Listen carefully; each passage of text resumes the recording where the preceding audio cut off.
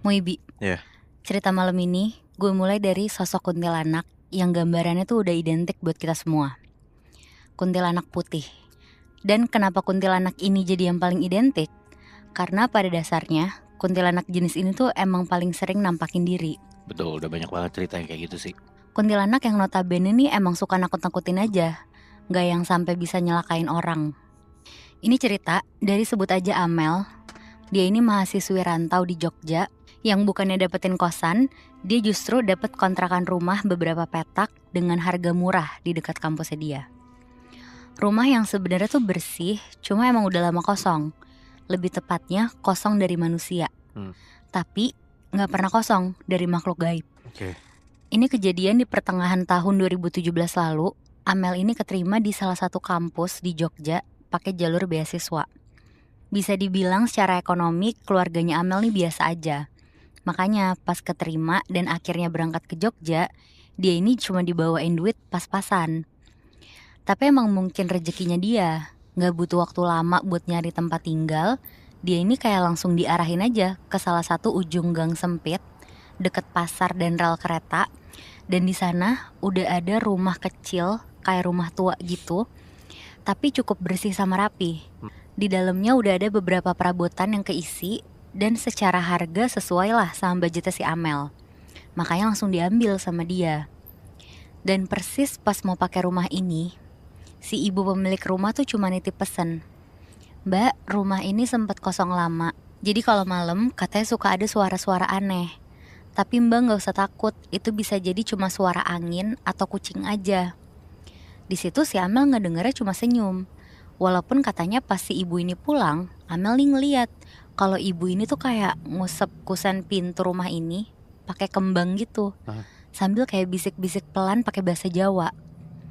Jujur di sini Amel awalnya nganggep itu tuh kayak kebiasaan orang Jawa tua aja.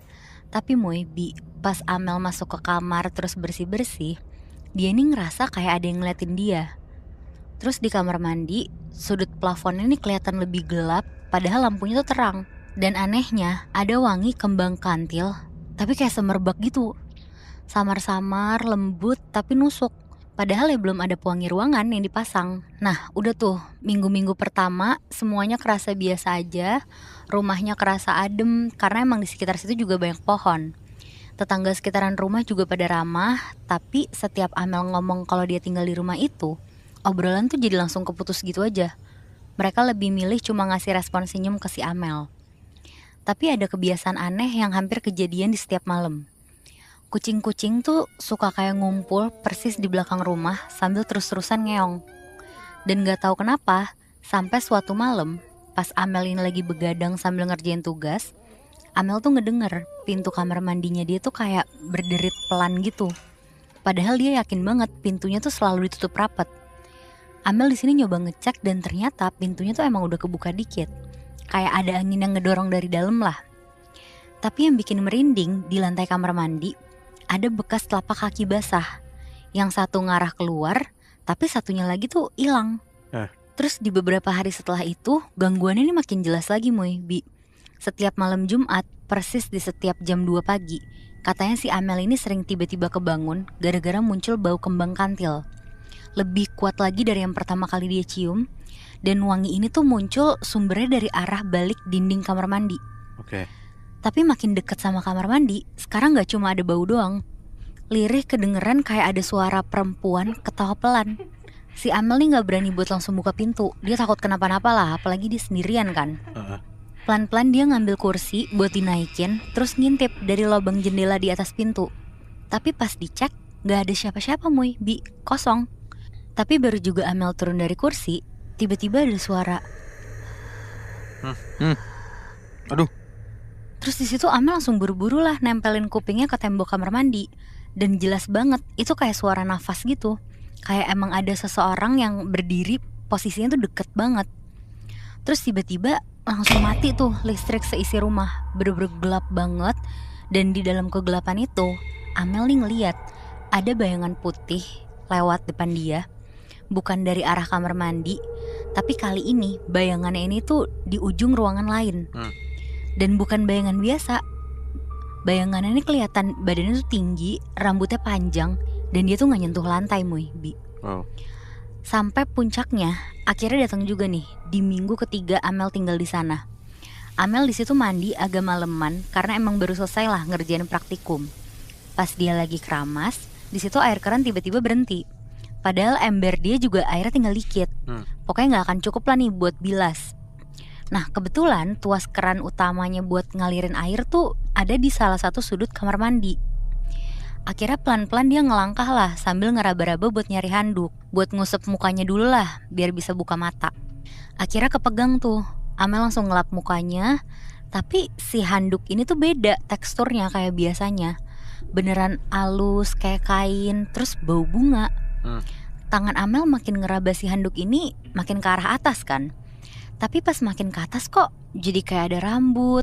Terus teksturnya kasar, lurus kayak sapu. Panjang banget gitu, gak keputus-putus rambutnya.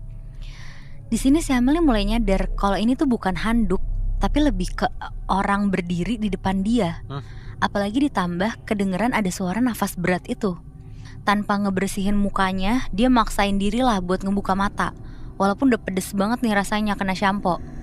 Tapi pas ngelihat ke depan, di depannya ini tuh beneran jadi handuk, Muy, Bi. Aneh banget lah di situ, nggak sesuai sama apa yang dipegang sama si Amel.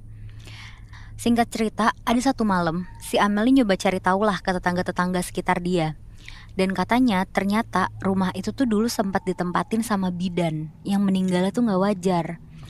Katanya dia meninggal pas ngelahirin sendiri. Gak ada yang tahu nih sama kejadiannya, makanya gak ada yang nolongin.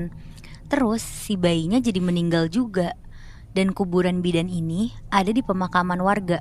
Posisinya gak jauh di belakang rumah si Amel. Daerahnya tuh dipenuhin sama pohon-pohon. Dan setiap malam sering ada suara kucing. Amel makin takut, apalagi dia ingat kalau selama ini emang dia itu selalu ngebuka jendela belakang rumahnya yang ke arah pohon itu.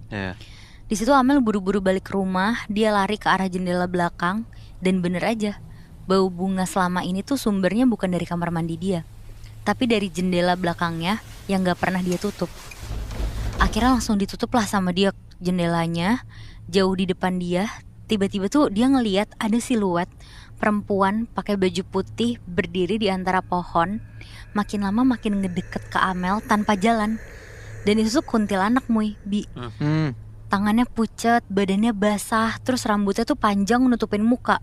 Dan si kuntilanaknya ini tuh kayak senyum pelan-pelan gitu. Mulutnya kelihatan gerak gitu. Dan walaupun masih jauh jaraknya, tapi suaranya tuh kayak nyampe di kuping Amel. Terus ngomong, "Kamu bisa bantu aku kan?"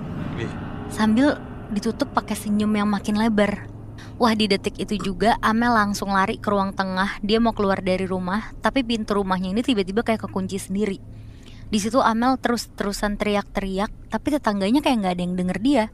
Dan pas Amel balik badan, kuntilanak yang sebelumnya masih di belakang rumahnya dia, tiba-tiba udah duduk di atas lemari ruangan. Dan kuntilanak ini natap ke Amel dari sudut ruangan.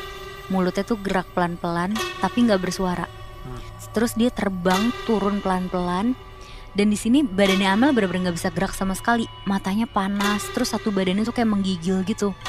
Dan di sini kuntilanak ini tuh makin ngedeket, terus ngejerit panjang, nyaring banget. Dan saking nyaringnya, Amel nggak kuat ngedengerinnya. Terus dia langsung pingsan gitu aja. Dan nggak tahu gimana cara mereka tahu, tapi kebesokannya salah satu tetangga Amel ini nemuin Amel pingsan persis di belakang pintu. Amel buru-buru diselamatin dan pintu rumah tuh terpaksa dijebol akhirnya. Untungnya si Amel ini gak kenapa-napa. Dan setelah hari itu Amel langsung pindah rumah. Rumah ini juga katanya sekarang udah dikunci total, dibiarin kosong gitu aja.